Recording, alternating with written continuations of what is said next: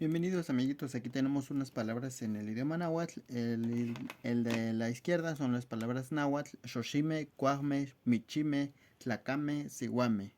Todos estos pueden llevar la J, todos pueden llevar la J o puede que no, no importa, la verdad. Hay quienes dicen que sí, hay quienes dicen que no, no hay problema, como gusten, está bien.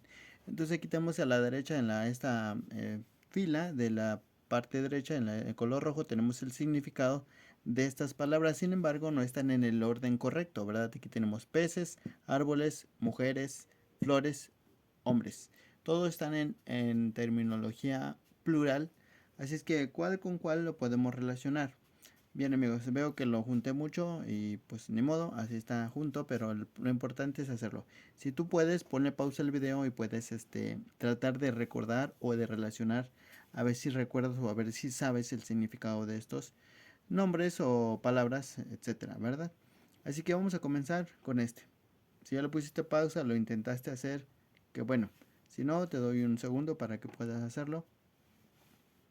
Tú le puedes poner pausa, ¿verdad? Entonces, Xochime viene de la palabra Xochitl y la MEJ es lo pluraliza, así es que estamos hablando de flores. Xochitl, flor, Xochime, varias flores. Entonces lo vamos a unir aquí, este es Xochime con flores. Cuajme viene de la palabra cuahuitl, que significa árbol o leña, como sea. Entonces estamos hablando de árboles. Entonces está aquí derechito, ¿verdad? Es para confundir al enemigo. Y tenemos aquí michi, es un pescado, pero como está pluralizado suena michime. Y tenemos a los peces. Es un pez michi, es pez. Peces, espero que se entiendan las flechitas.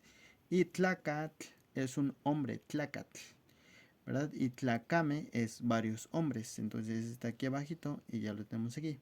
Y por último, perdón, Siwame, que es su parejita de este, ¿verdad? Siwame y tlacame. Entonces son las mujeres Siwame.